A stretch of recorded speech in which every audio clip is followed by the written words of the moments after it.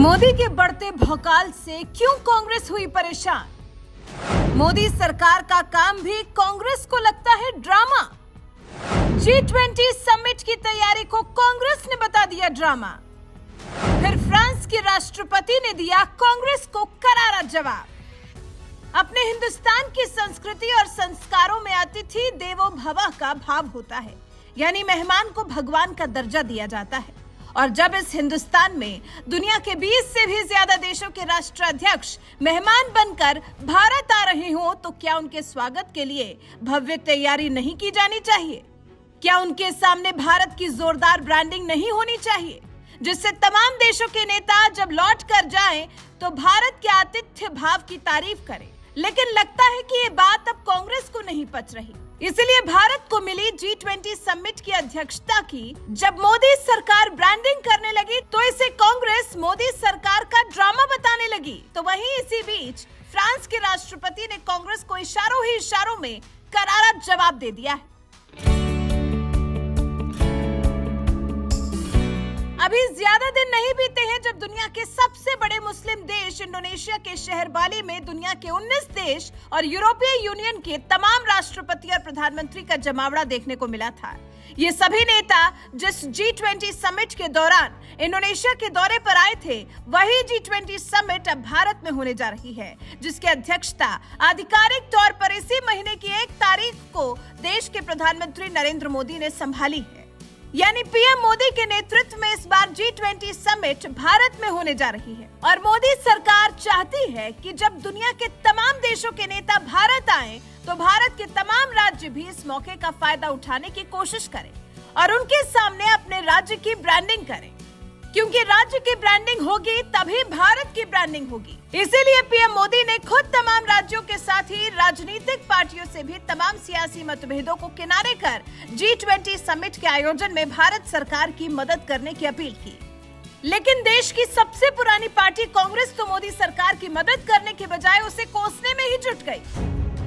तभी तो कांग्रेस के दिग्गज नेता जयराम रमेश ने एक ट्वीट में कहा, G20 की अध्यक्षता रोटेशनल है और भारत को इसकी अध्यक्षता मिलना एक सामान्य बात है। ये तो उसे मिलनी ही थी। इससे पहले अमेरिका, ब्रिटेन, कनाडा, दक्षिण कोरिया, फ्रांस, मैक्सिको, रूस, ऑस्ट्रेलिया, तुर्की, चीन, जर्मनी, अर्जेंटीना, जापान, सऊदी अरब, इटली और इंडोनेशिया G20 की अध्यक्षता कर चुके हैं। कांग्रेस नेता जयराम रमेश ने एक और ट्वीट में लिखा, इनमें से किसी भी देश ने हाई वोल्टेज ड्रामा नहीं किया जितना भारत में 1 साल के लिए G20 की अध्यक्षता मिलने पर किया जा रहा है।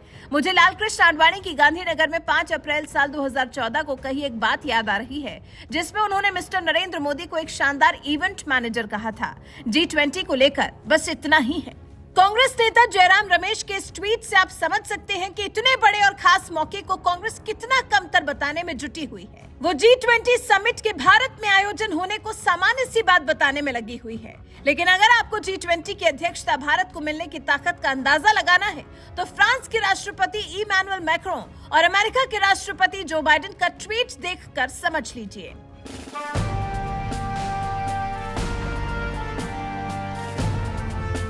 बात फ्रांस के राष्ट्रपति इमैनुअल मैक्रों के ट्वीट की करें, तो उन्होंने अपने ट्वीट में पीएम मोदी के साथ खुद की तस्वीर पोस्ट की है और लिखा है, एक पृथ्वी, एक परिवार, एक भविष्य। भारत ने G20 समिट की अध्यक्षता ग्रहण की। मुझे अपने दोस्त नरेंद्र मोदी पर भरोसा है कि वो हमें शांति और अधिक टिकाऊ दुनिया बनाने के लिए एकजुट करेंगे। फ्रांस के राष्ट्रपति इमैनुअल मैक्रों का ये ट्वीट बता रहा है कि वो भारत को G20 की अध्यक्षता मिलने पर कितने खुश हैं। यहाँ तक कि उन्होंने देश के प्रधानमंत्री नरेंद्र मोदी की तस्वीर पोस्ट कर भारत को बधाई दी है। तो वहीं दूसरी तरफ दुनिया के सबसे शक्तिशाली देश माने जाने वाले अमेरिका के राष्ट्रपति जो बाइडेन ने भी इस खास मौके पर भारत को बधाई दी। अमेरिकी राष्ट्रपति के कार्यालय से पीएम मोदी और बाइडेन के साथ वाली एक तस्वीर पोस्ट करते हुए लिखा गया, भारत अमेरिका का एक मजबूत साझेदार है और मैं भारत की G20 अध्यक्षता के दौरान अपने मित्र प्रधानमंत्री मोदी का समर्थन करने के लिए उत्सुक हूं। दोनों देश जलवायु, ऊर्जा और खाद्य संकट जैसी साझा चुनौतियों से निपटते हुए सतत और समावेशी विकास को आगे बढ़ाएंगे। बात चाहे फ्रांस के राष्ट्रपति इमैनुअल मैक्रों की हो या फिर अमेरिकी राष्ट्रपति जो बाइडेन की, दोनों ही नेताओं ने भारत को मिली G20 अध्यक्षता का जहां स्वागत किया, तो वहीं पीएम नरेंद्र मोदी को दोस्त कहकर संबोधित भी किया, जो बता रहा है कि वैश्विक मंच पर पीएम मोदी का भौकाल किस कदर बढ़ रहा है। आज फ्रांस और अमेरिका के साथ भारत के रिश्ते इतने मजबूत हो गए हैं कि इन देशों के राष्ट्रपति भारत के पीएम नरेंद्र मोदी को अपना दोस्त बताने लगे हैं, और ये कोई छोटी बात नहीं है। यानी एक तरफ अमेरिका और फ्रांस भी भारत को G20 समिट की अध्यक्षता मिलने पर खुश नजर आ रहे हैं और भारत को इसके लिए बधाई दे रहे हैं। आपको बता दें, भारत में साल 2023 के सितंबर महीने में G20 समिट की बैठक होगी, लेकिन इसकी शुरुआत अभी से हो गई है और सितंबर तक दुनिया के तमाम नेता किसी न किसी बैठक को लेकर लगातार भारत का दौरा करते रहेंगे। यही वजह है कि मोदी सरकार इसे भारत की ब्रांडिंग के लिए एक बड़ा मौका मान रही है। अपने देश की विपक्षी पार्टी कांग्रेस इसलिए परेशान हो रही है कि पीएम मोदी की सरकार भारत को मिली G20 समिट की अध्यक्षता को इतना बढ़ा चढ़ाकर क्यों पेश कर रही है। कांग्रेस ने इसे मोदी सरकार का ड्रामा तक करार दे दिया। बहरहाल, कांग्रेस की इस सोच पर आपका क्या कुछ कहना है? अपनी राय हमें कमेंट कर जरूर बताएं।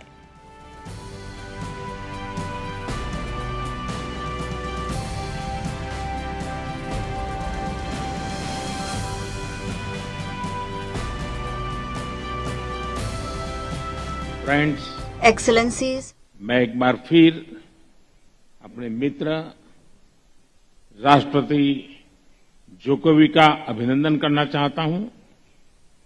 उन्होंने इस कठिन समय में G20 को कुशल नेतृत्व दिया है और मैं आज G20 समुदाय को बाली डिक्लेरेशन के अनुमोदन के लिए भी बधाई देता हूं। भारत अपनी G20 अध्यक्षता के दौरान इंडोनेशिया के सराहनीय इनिशिएटिव को आगे बढ़ाने का भरसक प्रयत्न करेगा। भारत के लिए यह अत्यंत सुभग संयोग है कि हम G20 की अध्यक्षता का दायित्व इस पवित्र द्वीप बाली में ग्रहण कर रहे हैं। भारत और बाली का बहुत ही प्राचीन रिश्ता है। एक्सेलेंसीज, भारत G20 का जिम्मा ऐसे समय ले रहा है जब विश्व जियोपॉलिटिकल तनावों, आर्थिक मंदी, खाद्यान्न और ऊर्जा की बढ़ी हुई कीमतों और महामारी के दीर्घकालीन दुष्प्रभावों से एक साथ जूझ रहा है। ऐसे समय विश्व G20 की तरफ आशा की नजर से देखता है। आज मैं ये आश्वासन देना चाहता हूं कि भारत की G20 अध्यक्षता इंक्लूसिव, एम्बिशियस, डिसिसिव और एक्शन ओरिएंटेड होगी। एक्सेलेंसी, अगले एक साल में हमारा प्रयत्न रहेगा कि G20 नए विचारों की परिकल्पना के लिए और सामूहिक एक्शन को गति देने के लिए एक ग्लोबल प्राइम मूवर की तरह काम करे।